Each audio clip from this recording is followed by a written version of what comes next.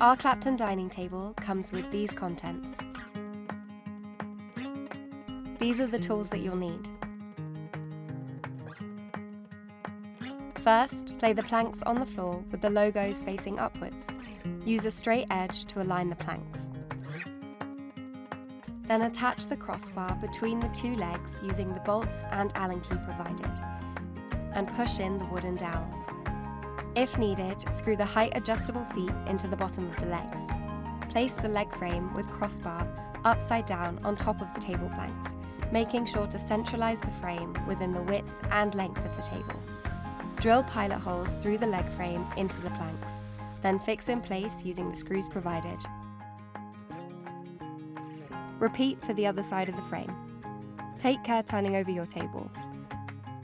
Now grab a brew, style, and enjoy.